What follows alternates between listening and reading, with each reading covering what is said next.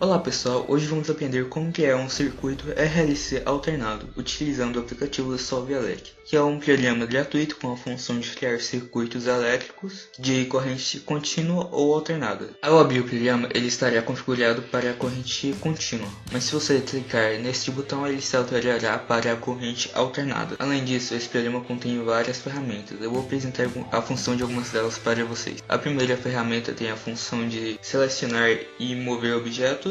A segunda ferramenta tem a função de apagar os componentes do circuito. A terceira ferramenta tem a função de girar os componentes do circuito, mas você também pode utilizar a que é a R do teclado para isso. Além disso, contamos com mais duas ferramentas, uma para aumentar o zoom e outra para diminuir o zoom. Agora eu vou montar o circuito para vocês. Para iniciar a montagem do circuito, primeiro colocamos a fonte de voltagem, rotaciona-se ela com R.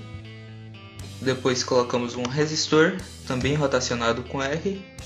Em seguida um indutor, também rotacionado com R, como sempre. E depois um capacitor.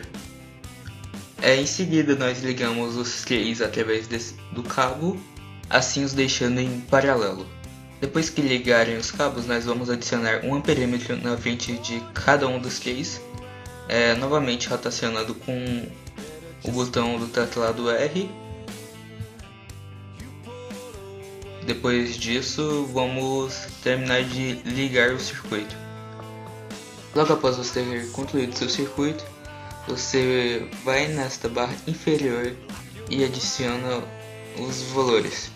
No meu caso são 60 Hz, 500 ohms, 800 mA e 3,5 microfarad. Agora nós vamos abrir o osciloscópio para acompanhar os sinais elétricos dos componentes. Com o osciloscópio podemos saber a tensão da corrente de cada componente do circuito ao colocar o cursor do osciloscópio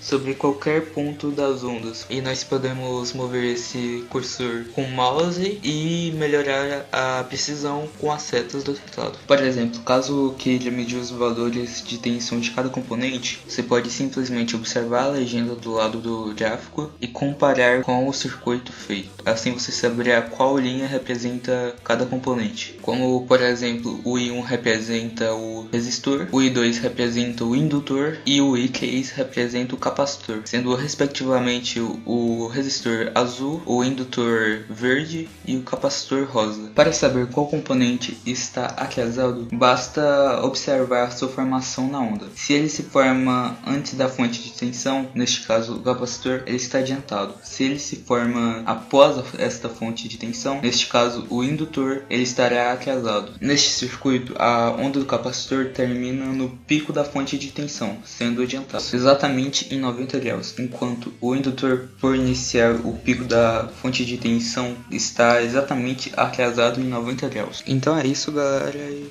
falou!